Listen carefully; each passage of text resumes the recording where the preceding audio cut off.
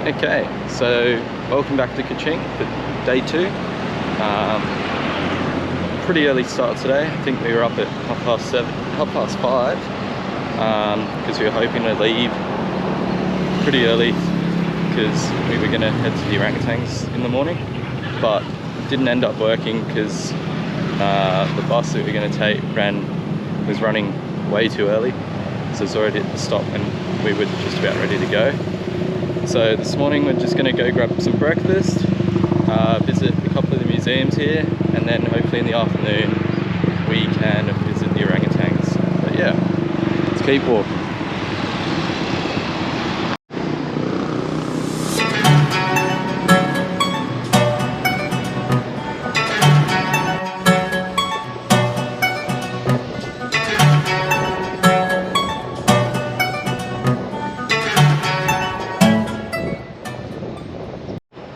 Okay, so the breakfast plan kind of went somewhat out the window because we've got to look for gluten-free food for Mum, but it's quite difficult and a lot of places don't open till 10 AM.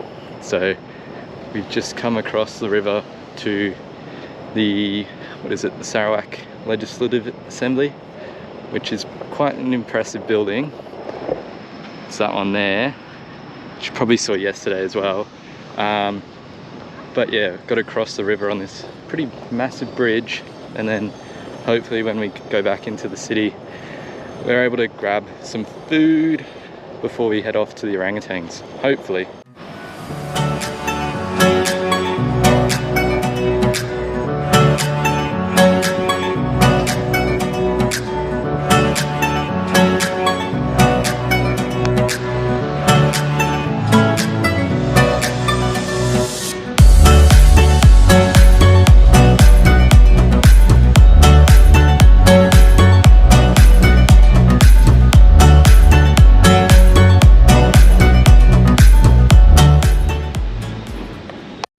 Okay, so it's 10 AM and we've finally got some breakfast, and it's of course a bag of bananas. This whole bag cost $1 Australian pretty much, or just over an Australian dollar, so it's pretty good.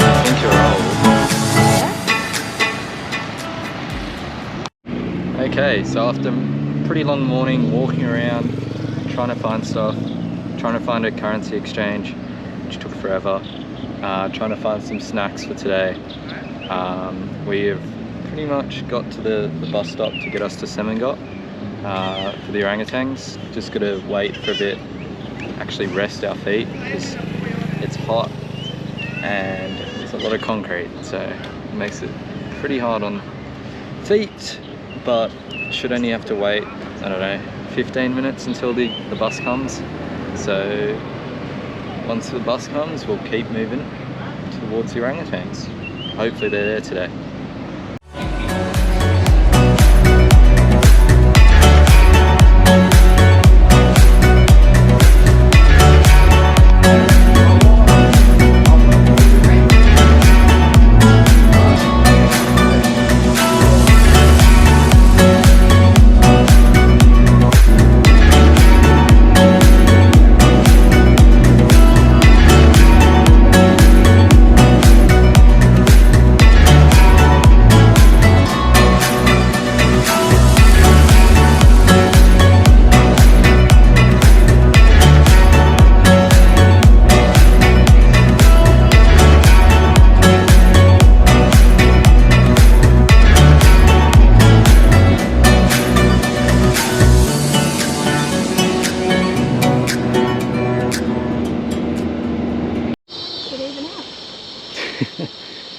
told you, it's undulating.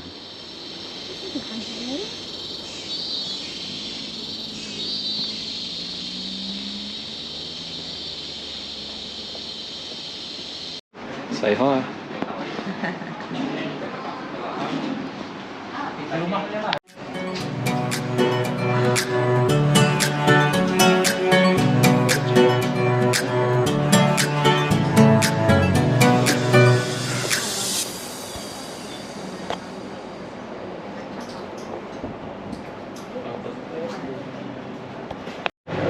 Okay, so hopefully you can hear me.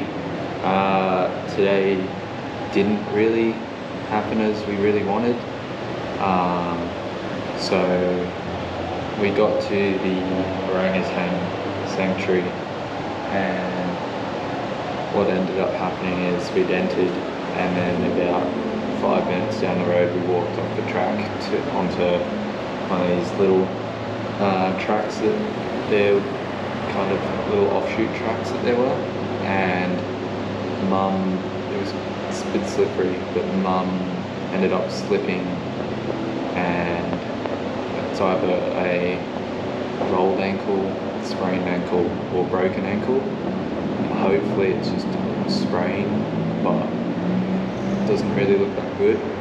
It's already bruised tonight, and she can not walk on it. But yeah, like, it does not look good at all. So who knows? Like, it's a second day of the trip, and yeah, doesn't look like a great injury. Once she injured it, she got some help from some guys who kindly went back to the headquarters and gave us a hand to get a way back out of there. So we got a lift from one of the employees there, who then helped us to the hospital, which was only something like 1 kilometre down the road, but it was not really a hospital, it was more like a regional clinic. So they helped us really well, but Mum only got some ice, not even some ice, that to us was some ice, but at the end they gave us some like DP, and some Panadol and ibuprofen, so it made it quite hard because she was in like excruciating pain. And then we had to catch a grab out of from the hospital back into Kaching City, which we made it back. But yeah, still in excruciating pain. Had to pretty much slide up the stairs to get back to our room because there's no lift where we're staying. And we're staying on the first floor because there's no rooms on the bottom floor. But yeah, it's been a relatively stressful day, and it was compounded by the fact that we would have probably seen 7 or 8 orangutans during the feeding. So yeah, it's been quite stressful, quite tough, but at least we got Mum back to the accommodation, and hopefully it's not too bad, but you never know. So tomorrow we will probably be calling up the travel insurance that Mum has to see what they say about it, and then from there we'll probably head to the private clinic, which will hopefully get an x-ray to see if it's broken or not, and from there we'll just have to decide and see what happens. It might mean that Mum has to just go home and cancel her part of the trip, which is really unfortunate because it's the first trip since 2019, and it was meant to be a semi-relaxing holiday but also an adventurous holiday.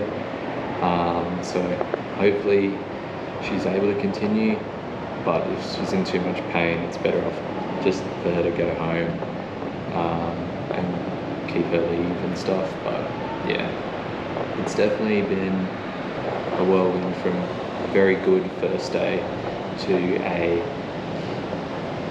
quite opposite day on the second day. So hopefully tomorrow we get some good news, but yeah, you never know. it could be a whole mixture of things, but hopefully it's good news and hopefully we can continue our trip. But the issue is it's such an adventurous timeline. Like, you've got a flight not tomorrow, the day after, and then you've got flights. You've got 2 days in Brunei, and then we're meant to be heading on a bus or a boat for 7 hours, which will be pretty difficult, up to Kota Kinabalu, and then from Kota Kinabalu we're meant to be going to Sandakan to walk around the war memorials and explore, and then head into inland towards the Kinabatangan River, which involves boat rides, night hiking, a whole bunch of stuff that will pretty much be impossible. So this trip might be kind of reorganised in terms of what we're doing, or it'll just be me going alone, which, I mean, I'm happy to do, but it's unfortunate that Mum might not be doing it. So yeah, we'll catch you tomorrow to see exactly what's happening, but hopefully it's good news, but you never know. So yeah, have a good night, or morning, whatever time it is when you're watching, and hopefully I'll see you tomorrow with some good news.